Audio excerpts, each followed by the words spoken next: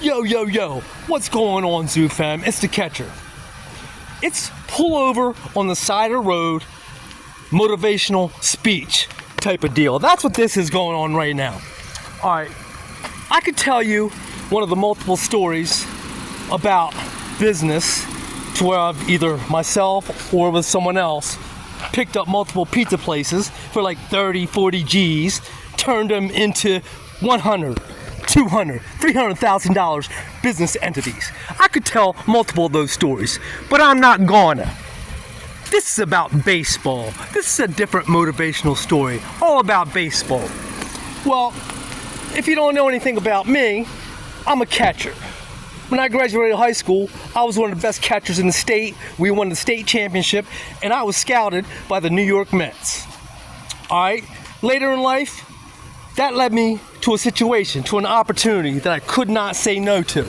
Even though I did very well in business, in the pizza industry and business, an opportunity came my way to start a college baseball program from scratch. Yeah, I took an unbelievable pay cut, but it was one of those life experiences I had to. There's major league players out there that never even get the opportunity that I had. And I jumped on it, and I took the opportunity. And it wasn't an easy opportunity. It was extremely difficult. The baseball program was shut down for 30 years, since 1970s. 15 years ago, me and my boy, he's a pitcher. He was actually a top 10 draft choice in the whole Major League Baseball draft. He actually got drafted. I did not get drafted, but I was scouted. That's how good he was. Both of us together, he was a pitcher, I was a catcher. We took on this journey to start up this baseball program from scratch. Okay, so it's the Jersey Shore area. Okay, we won't say the name of the school, that's not important. The story's important, okay? This baseball school had 3 campuses down by the Jersey Shore. For, let's see, in the 70s it shut down. This was what, around 2010 or so? And for 4 years straight, they tried to field a baseball team. 4 years straight, they would get 4, 5, 6. I think one year they said they had 6 or 7 people and were happy as shit. They said, oh, well, if you guys take this on, we have $1 million field being built next year. That's going to help you with recruiting. So just be prepared that you're probably not going to have a team this year. This year will be, you'll just getting players, and then maybe it will help you for next year. That's what they were telling me.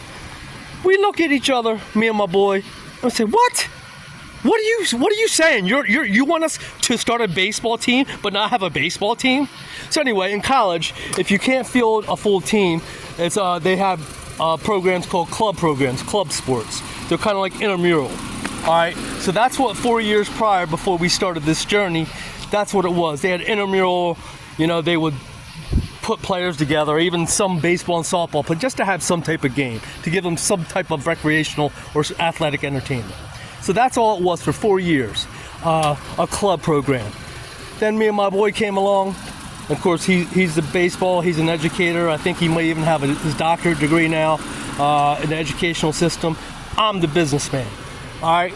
So the first freaking day of practice, we had 3 people. 3 people at my first college baseball practice. 3 people!